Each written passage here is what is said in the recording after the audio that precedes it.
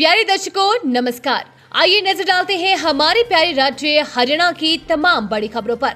Video शुरू करने से पहले कमेंट बॉक्स में जय हिंद लिखकर हमें सपोर्ट करें। तो चलिए शुरू करते हैं। समसैनिक बच्चों को सरप्राइज, अचानक स्कूल बस में चढ़े हैरान रह गए छात्र, हाथ मिलाकर बढ़ाया उत्साह।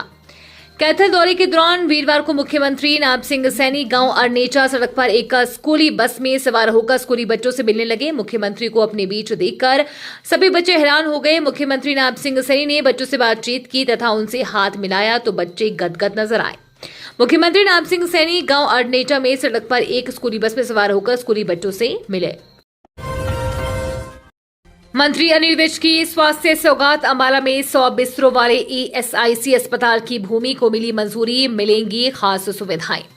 हरियाणा के श्रम मंत्री अनिल विज ने कहा कि अंबाला छावनी में कर्मचारी राज्य बीमा निगम द्वारा 100 बिस्तरों के अत्याधुनिक अस्पताल को स्थापित करने के लिए हरियाणा शहरी विकास प्राधिकरण के सेक्टर 33 में 5.18 एकड़ भूमि लेने हेतु लगभग 13 करोड़ रुपए की राशि केंद्र सरकार द्वारा मंजूर कर दी गई है। हरियाणा में बड़ा प्रशासनिक फेरबदल, 6 आईएएस और 10 एससीएस के तबादले आदेश जारी। हरियाणा सरकार ने प्रशासनिक व्यवस्था में बड़ा बदलाव करते हुए 6 आईएएस और 10 एचसीएस अधिकारियों के तबादले और नियुक्तियां कर दी है। इस संबंध में आदेश जारी कर दिए गए हैं और सभी बदलाव तुरंत लागू कर दिए गए हैं। वहीं कई अधिकारियों को नई पोस्टिंग दी गई, जबकि कुछ को अतिरिक्त प्रभार भी सौंपा गया है। जापान और चीन तो हो गए हैं बूढ़े, भारत में है युवा जोश तभी 2047 तक विकसित भारत का लक्ष्य है डॉक्टर अर्चना गुप्ता। भारत युवा देश है और युवा हमारी शक्ति है। इन युवाओं की शक्ति और ऊर्जा का आधार पर ही हम 2047 तक विकसित भारत बनाने का सपना ले रहे हैं। क्योंकि अगर हम दूसरे देशों जापान और चीन को देखें तो वो बूढ़े हो चुके हैं। भारत में जोश है और युवा शक्ति है, और ये युवा शक्ति, ऊर्जा और उनकी निष्ठा और इनकी इंटेलिजेंस, ये सब चीजें हम काम करेंगे तो 2047 तक भारत विकसित भारत बनेगा। मार्केट में थार से स्टंट करने वाली 3 काबू, कार भी बरामद। सेक्टर 56 मार्केट में देर रात को थार गाड़ी से स्टंट करने के मामले में गुड़गांव पुलिस ने 3 आरोपियों को काबू कर लिया है। आरोपियों को नियमानुसार मामले की जांच में शामिल किया गया है। आरोपियों की पहचान सक्षम, उम्र 19 वर्ष, निवासी गांव सरगोल, सेक्टर 17-18 गुरुग्राम, सचिन, उम्र 21 वर्ष, निवासी गांव लकड़ीताल, भिवाड़ी, जिला ईस्ट सिंहभूम, झारखंड के रूप में हुई है।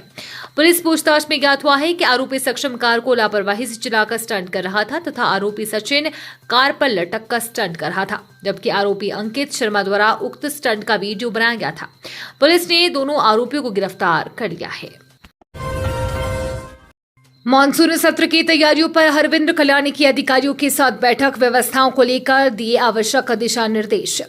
हरियाणा विधानसभा के आगामी मानसून सत्र को लेकर विधानसभा अध्यक्ष हरविंद्र कल्याणी ने तैयारियों की कमान संभाली है। 27 अगस्त से प्रस्तावित मानसून सत्र 2026 की व्यवस्थाओं को लेकर विधानसभा अध्यक्ष की अध्यक्षता में अधिकारियों के साथ महत्वपूर्ण बैठक आयोजित की गई। बैठक में विधानसभा सचिव वीरेंद्र दहिया, स्पीकर के सलाहकार रामनारायण यादव सहित विधानसभा के वरिष्ठ अधिकारी मौजूद रहे। हरविंद्र कल्याणी बैठक में सत्र के सफल और सुचारू संचालन से जुड़े विभिन्न प्रबंधों की समीक्षा की है।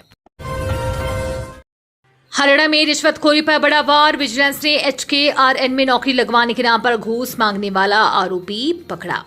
हांसी में राज्य चौकसी ब्यूरो ने बड़ी कार्रवाई करते हुए विजिलेंस विभाग का कर्मचारी बनकर नौकरी दिलाने के नाम पर 2 लाख की रिश्वत मांगने वाले आरोपी को 50,000 लेते रंगे हाथ गिरफ्तार किया है।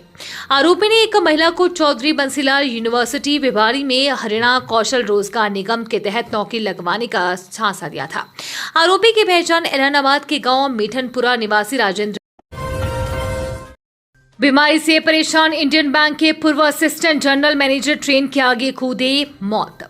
सुशांत लोक फेज 1 के रहने वाले इंडियन बैंक के पूर्व असिस्टेंट जनरल मैनेजर ने बीमारी से परेशान होकर ट्रेन से कटकर आत्महत्या कर ली।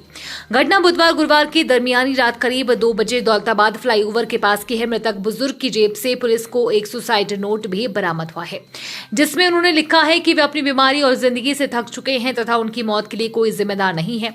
सूचना मिलते ही मौके पर पहुंची जीआरपी रेलवे पुलिस ने शव को कब्जे में लेकर पोस्टमार्टम के लिए भेज दिया है और मामले की जांच शुरू कर दी है। छात्र ने ऑनलाइन मंगवाई सल्फास की गोलियां खाकर हुई मौत। ई कॉमर्स कंपनी मीशो सहित विक्रेता पर केस दर्ज। ऑनलाइन ई कॉमर्स प्लेटफॉर्म के जरिए बिना किसी सत्यापन और दस्तावेज के प्रतिबंधित जहरीले पदार्थ बेचने का बेहद गंभीर मामला सामने आया है। गुरुग्राम के टीकली गांव में 12वीं कक्षा के 17 वर्षीय छात्र युवी द्वारा ऑनलाइन सल्फास मंगवाकर खाने से हुई मौत के मामले में बादशाहपुर थाना पुलिस ने ई कॉमर्स कंपनी मीशो और सूरत स्थित विक्रेता कंपनी के खिलाफ भारतीय न्याय संहिता की धाराओं के तहत मुकदमा दर्ज कर लिया है। वहां का आरोप है कि कंपनियों ने बिना किसी जांच पड़ताल के नाबालिग को प्रतिबंधित सल्फास बेच दिया, जिससे उनके बेटे की जान चली गई। ये थी आज की फटाफट खबरें। हम मिलेंगे अगले बुलेटिन में, तब तक के लिए धन्यवाद और जय हिंद।